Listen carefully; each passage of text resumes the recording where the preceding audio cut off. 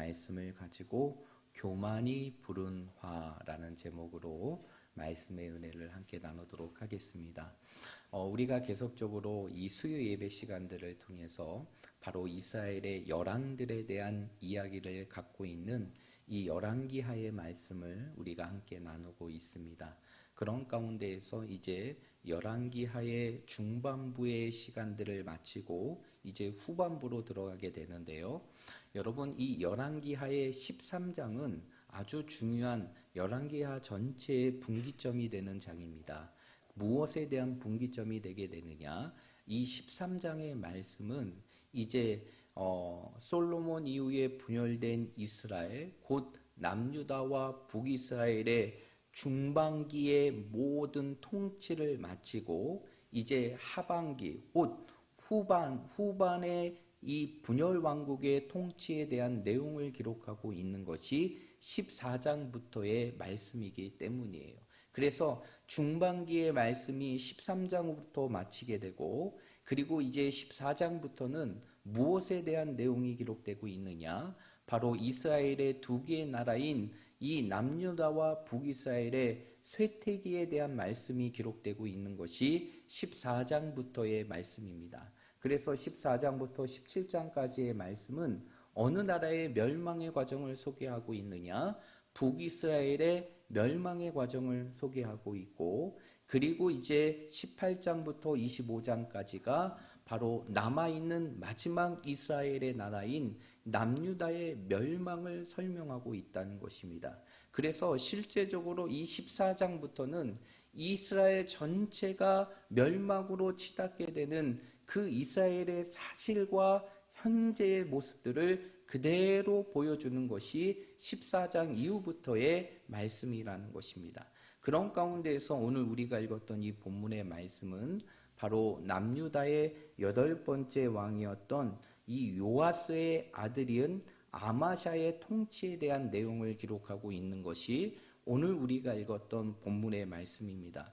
여러분, 이 남유다하고 북이스라엘 왕들에 대한 내용들을 우리가 계속 살펴보고 있는데, 우리가 헷갈리지 말아야 될 것이 무엇이 있냐면, 이 남유다의 왕이나 북이스라엘의 왕들의 이름이 똑같은 사람들이 있어요. 그래서 똑같은 부분들을 여러분들이 헷갈리지 않고 이 왕이 어느 나라의 왕인가를 우리가 분별해야지만 우리가 본문의 말씀의 내용들을 잘 이해할 수 있는데, 오늘 우리가 읽었던 이 아마샤는 바로 남유다의 요아스 왕, 우리가 이미 살펴보았지만 그의 나이 7세 왕의 자리에 올라가서 40년이 넘는 오랜 시간을 통치했던 그 요아스 왕의 아들이 바로 누구냐면 아마샤인 것이고, 그 아마샤의 통치를 기록하고 있는 것이 오늘 우리가 읽었던 이 본문의 말씀이에요.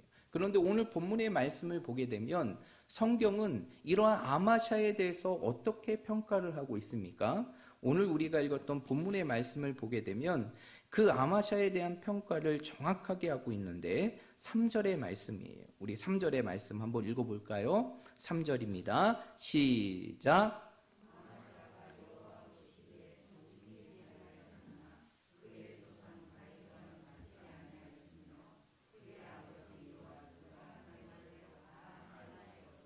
네, 오늘 3절의 말씀에 보니까 이 아마샤의 양면적인 부분들을 오늘 성경의 기자가 설명합니다. 그러면서 아마샤는 하나님 앞에 어떠한 사람이었음을 설명합니까? 정직한 사람이었다. 그러나 한편으로는 그가 어떠한 존재였는지를 그 이후의 구절에서 소개하고 있는데, 그를 향해 뭐라고 평가하냐면 누구와 같지 않았다? 다윗과 같이 않았다라고 얘기합니다. 그렇다고 하면 이 아마샤가 하나님 앞에 정직하였지만 그의 삶이 다윗과 같지 않았다는 것은 무엇을 의미하는 것일까요?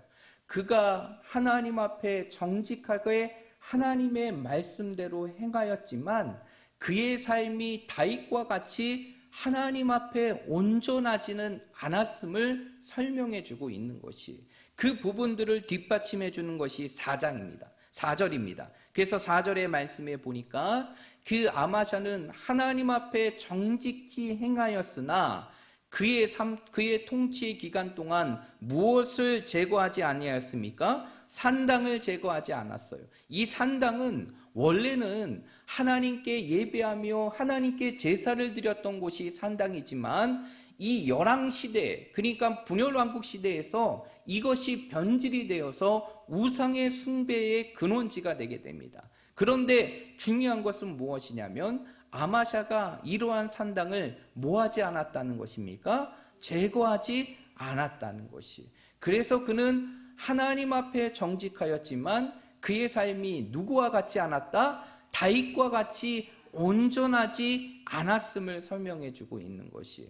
그런데 이러한 부분들을 더 구체적으로 자세하게 보여주는 것이 오늘 말씀과 병행구절로 있는 바로 역대하 25장의 말씀입니다. 여러분 역대하 25장의 말씀 한번 보시겠어요? 오늘 말씀을 표시해 두시고 역대하 25장의 말씀으로 넘어가겠습니다.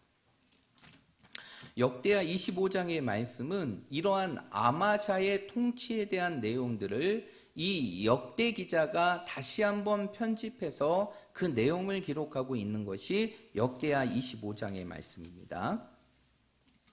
그 역대하 25장 2절의 말씀을 한번 볼게요. 역대하 25장 2절의 말씀. 역대하 25장 2절의 말씀입니다. 구약 689페이지에 있어요. 우리 말씀을 다 찾으셨으면 역대하 25장 2절의 말씀을 함께 읽도록 하겠습니다. 시작.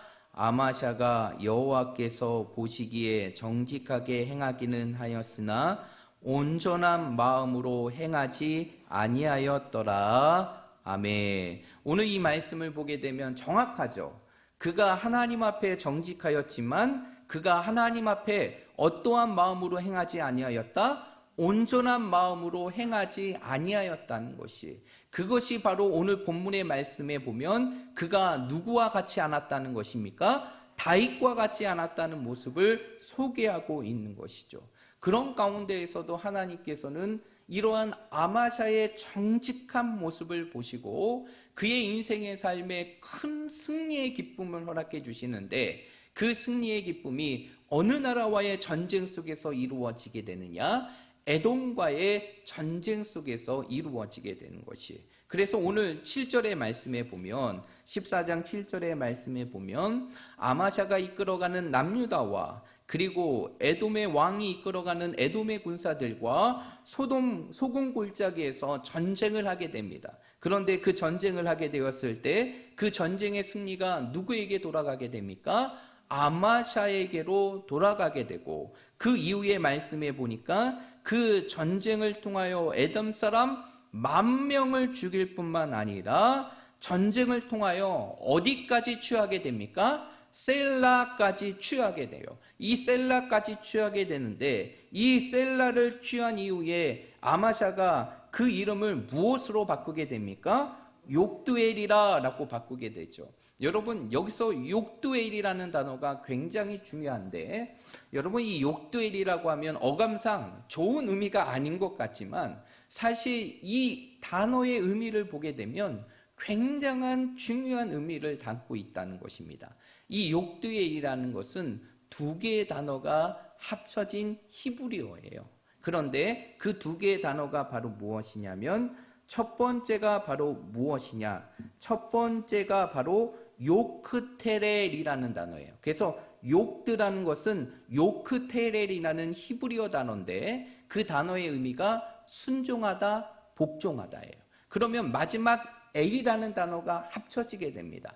엘은 우리가 잘 알고 있죠. 무엇을 의미하는 것입니까? 하나님을 의미하는 게 히브리어 엘이라는 단어예요. 그래서 엘로힘, 이러한 모든 것들이 엘이라는 단어가 하나님을 상징하게 되는데, 그러면 이 욕드엘이라는 것은 요크테렐, 순종하다, 복종하다는 단어와 하나님을 의미하는 엘이라는 단어가 합쳐진 단어가 욕드엘인데, 그러면 그 뜻을 해석하면 무엇입니까? 무엇이죠? 욕드엘의 뜻은 하나님께 순종하다, 하나님께 복종하다라는 뜻이에요. 결국 오늘 이러한 아마샤의 승리가 어떻게 이루어졌는가? 그 아마샤는 자신의 승리의 모습을 보면서 그 셀라를 취한 그 성읍을 욕되이라고 고백한 것은 결국 이 모든 승리가 누구에 대한 순종으로 이루어졌다는 것입니까? 하나님께 순종에 대한 것으로 이루어진 결과임을 자신의 삶 속에 고백하고 있는 것이에요.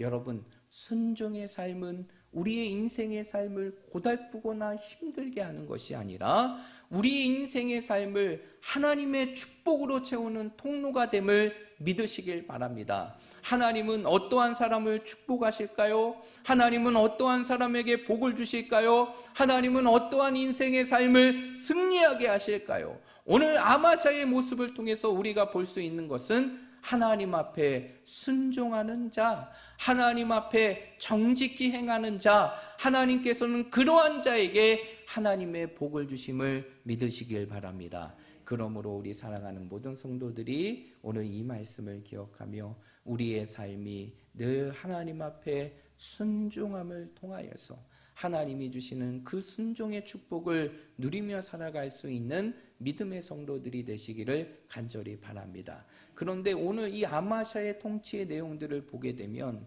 그가 다스렸던 29년과의 통치의 모습을 보면 이렇게 승리했음에도 불구하고 그의 마지막은 아주 처참하고 비참한 말로로 그의 인생의 삶을 마치게 되는 것을 말씀을 통해서 보게 됩니다.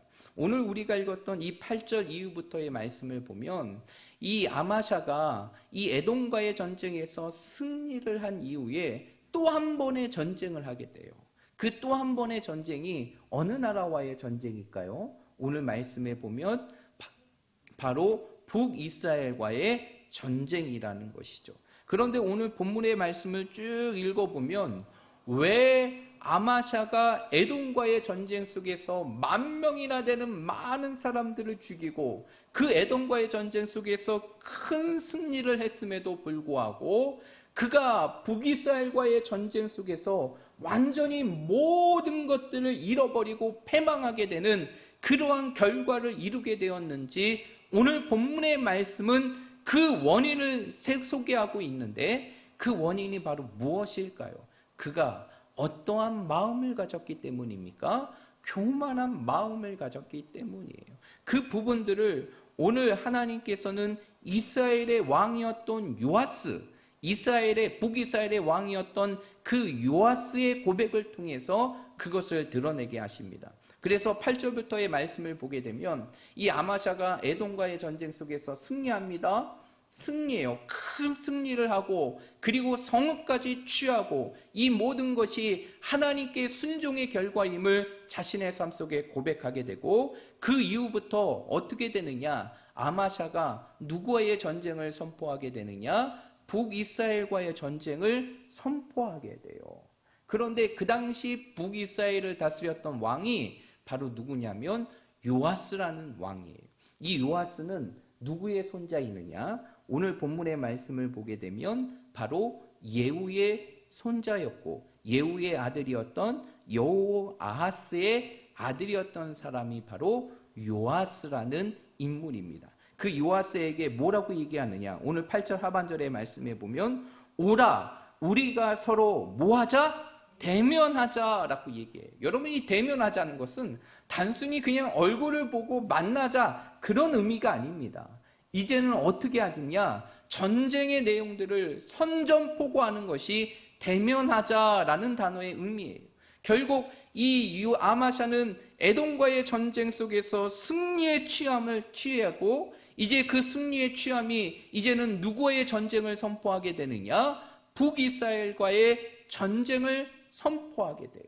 그런데 그 전쟁을 하게 되는 모든 것이 결국 무엇으로부터 비롯됨을 설명하고 있느냐?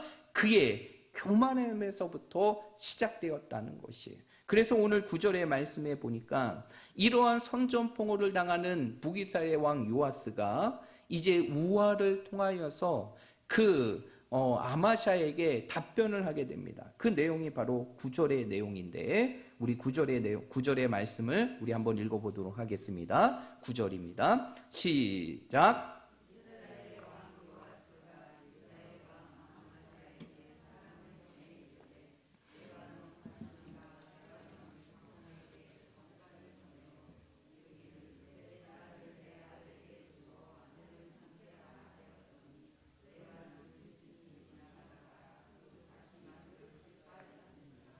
아멘. 오늘 9절의 말씀에 보니까 이 이스라엘의 왕 요아스가 뭐라고 얘기하느냐? 한마디로 이렇게 얘기하는 거예요. 그 당시에는 어떠한 대화의 형법이 있었냐면 우화를 통하여서 상황을 설명하고 자신에 대한 내용들을 대변하는 그러한 형법들이, 그러한 말의 형식들이 있었습니다. 그 내용의 모습이 9절에서 보여주고 있는데 9절에서 내용의 핵심은 바로 하반절에 나와 있는데 이 하반절에서 이 이스라엘 왕 요아스가 뭐라고 얘기하느냐? 레바논의 들짐승이 지나가다가 그 가시나무를 짓밟았느니라 라고 얘기합니다. 그러면 결론적으로 이 구절에서 나오는 레바논의 가시나무와 레바논의 백향목은 누구와 누구를 의미하는 것이냐? 레바논의 가시나무는 바로 남유다의 왕이었던 아마샤를 의미하는 것이고 레바논의 백향목은 북이스라엘의 왕이었던 요아스 자신을 의미하는 것이에요. 그런데 이렇게 교만함에 빠져서 전쟁의 선포를 하고 전쟁을 시도하려고 하는 아마스의 모습을 보며 요아스가 뭐라고 얘기하느냐? 이제 레바논의 들짐승이 지나가다가 그 가시나무를 뭐 할 것이다? 짓밟을 것이다 라고 할 것이에요. 이 이야기는 결국 무엇이에요?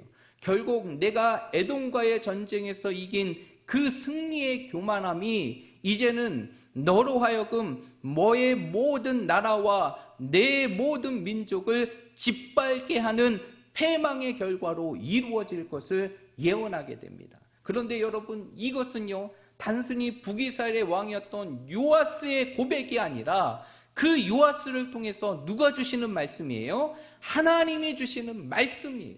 그런데 결론적으로 아마샤가 11절의 말씀에 보면 그 말씀을 듣습니까? 듣지 않습니까? 듣지 않게 되고 결론적으로 베스메스에서 전쟁을 하게 되고 결국 그 전쟁의 결과로 어떠한 결과를 맞이하게 됩니까? 오늘 우리가 읽었던 13절과 14절의 말씀에 보면 아마샤는 북이스라엘과의 전쟁 속에서 결국 이 예루살렘의 성이 파괴가 되는 그러한 결과를 맞이할 뿐만 아니라 그 성에 갖추었던 모든 성전의 기물들을 다 빼앗기고 약탈하게 되는 그러한 결과를 맞이하게 되는 것이 오늘 우리가 읽었던 이 본문의 말씀이라는 것입니다. 그렇다면 오늘 이 본문의 말씀을 통해서 오늘 이 시대를 살아가는 우리들에게 하나님께서 우리에게 허락하신 말씀의 내용은 바로 무엇이냐?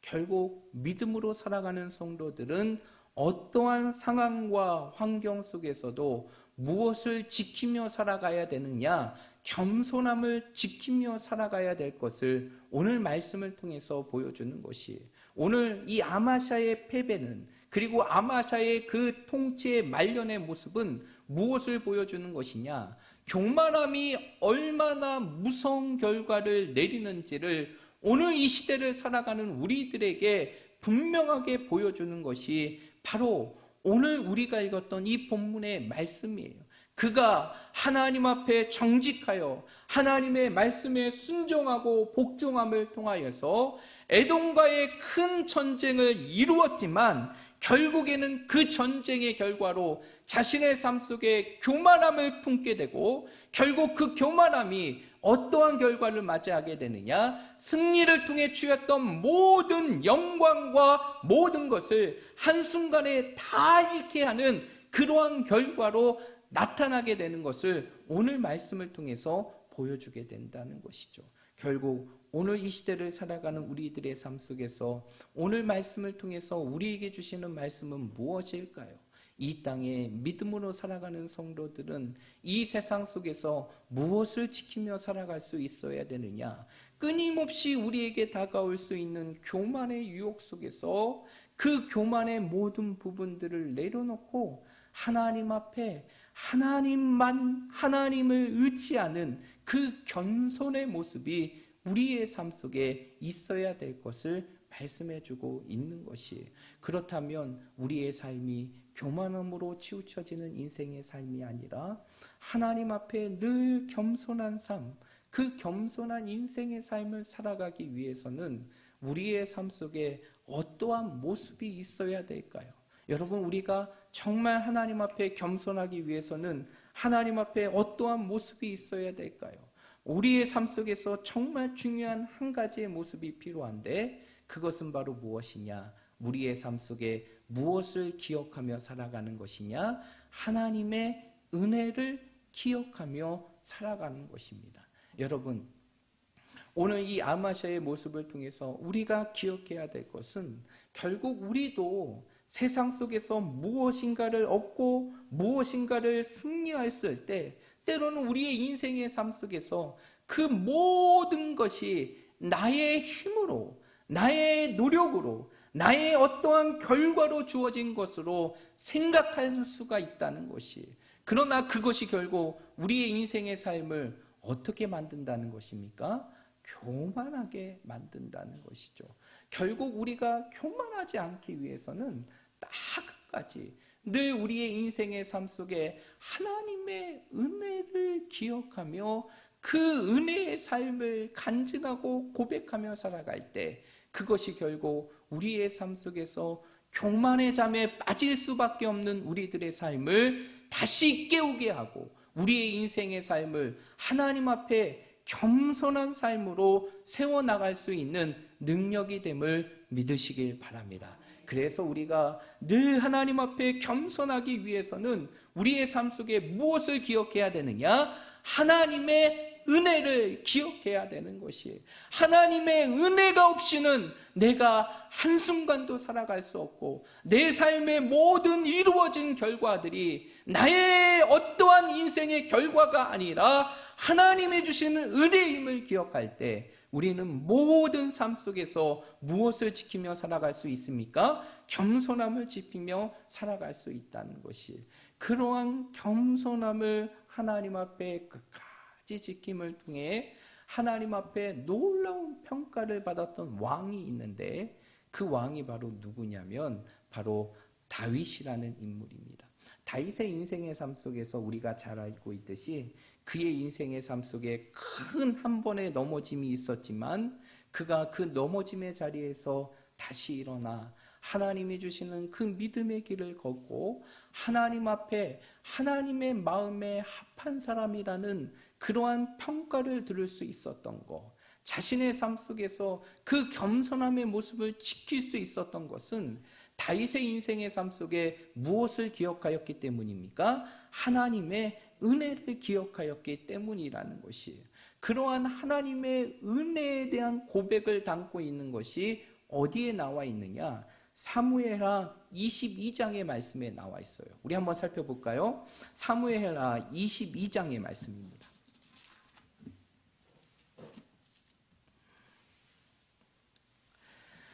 사무엘하 22장의 말씀인데요. 여러분, 사무엘하 22장의 말씀에 보면 그 표제가 무엇으로 기록되고 있느냐? 다윗의 승전가라라고 기록하고 있어요. 그래서 1절의 말씀에 보니까 이 22장의 말씀은 다윗의 노래를 기록하고 있는데, 다윗의 고백을 기록하고 있는데, 다윗이 무엇에 대한 고백을 기록하고 있느냐?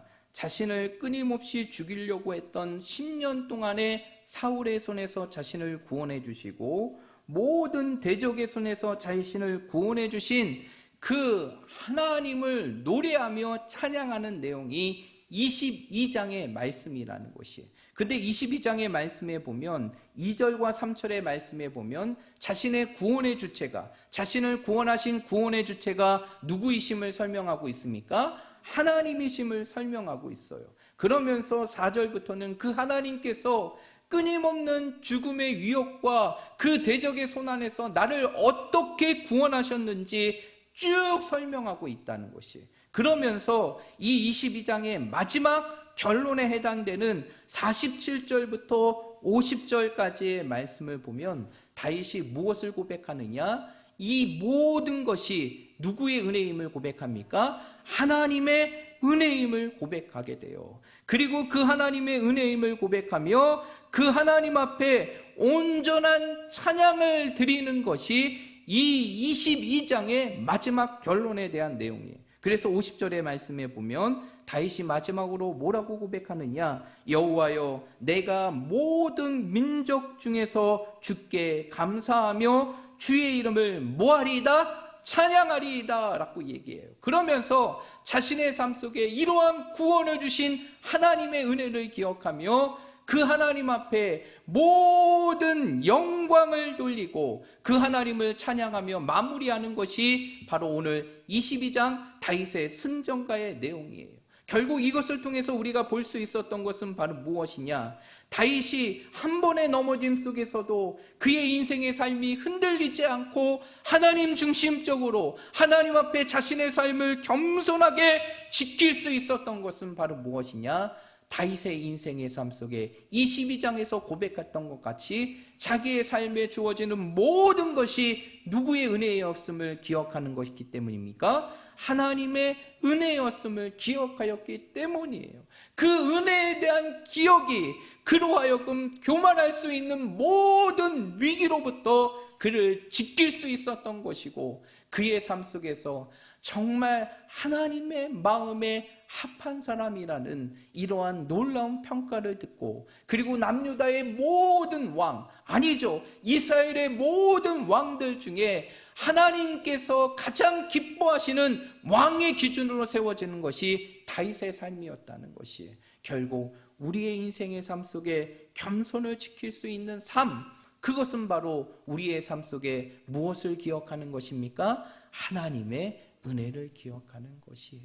우리의 인생의 삶 속에 끊임없이 부어지는 그 하나님의 은혜를 기억하며, 그 하나님이 없이는 나는 한순간도 살아갈 수 없는 존재임을 우리의 삶 속에 고백하고 그 하나님의 은혜를 노래하며 찬양하며 살아갈 때, 그것이 결국 우리가 늘 하나님 앞에서 그 겸손함을 지키며 살아갈 수 있는 능력이 되는 것입니다. 그러므로 우리 사랑하는 모든 성도들이 오늘 이 아마샤의 모습을 통해서 우리가 기억해야 되는 것은, 때로는 우리의 인생의 삶 속에 그 교만함의 부분으로 우리도 빠질 수 있다. 그러나 그 교만함의 자리 속에서 우리가 늘 하나님 앞에 겸손한 자로 세워질 수 있는 것은 다른 것이 아니라 하나님의 무엇을 기억하는 것?